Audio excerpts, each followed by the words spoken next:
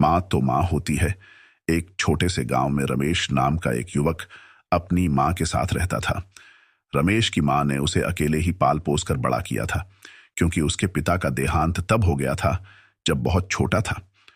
माँ ने खेती और सिलाई का काम कर करके रमेश को पढ़ाया लिखाया। रमेश पढ़ाई में बहुत होशियार था। जब वह बड़ा हुआ तो उसे शहर में एक अच्छी नौकरी मिल गई।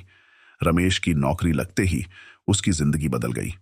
वह शहर में रहने चला गया और अपनी माँ को गांव में ही छोड़ दिया। शुरुआत में वह माँ को चिट्ठियां लिखता और पैसे भेजता, लेकिन समय के साथ वह भी कम हो गया। माँ हर दिन उसकी राह देखती थी। जब भी डाकिया आता वह आशा से पूछती, क्या रमेश का कोई पत्र आया है? लेकिन अधिकतर उत्तर नकारात्मक होता। माँ का दिल रमेश से मिलने के लिए तड़पता रहता, लेकिन वह कभी अपने बेटे को शिकायत नहीं करती।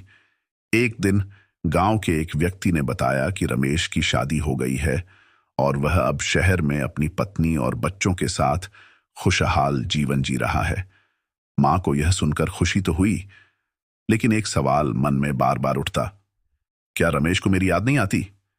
एक बार रमेश के जीवन में आर्थिक संकट आ गया।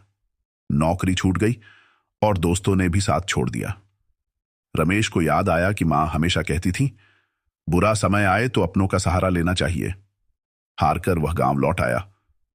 जब रमेश घर पहुंचा तो उसकी माँ ने बिना किसी सवाल के उसे गले लगा लिया। रमेश की आंखों से आंसू बहने लगे। उसने माँ से कहा, माँ, मैंने तुम्हें इतने सालों तक अकेला छोड़ दिया। तुम्हें मेरी कितनी याद आई होगी, लेकिन तुमने कभी शिकायत नहीं की। माँ मुस्कुराई और बोली, बेटा, माँ तो माँ होती है। वह शिकायत नहीं करती, बस इंतजार करती है।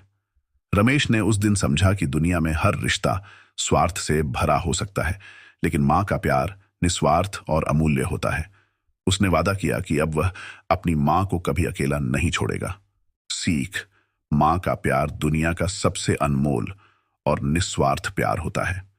हमें उनकी भावनाओं और त्याग का सम्मान करना चाहिए।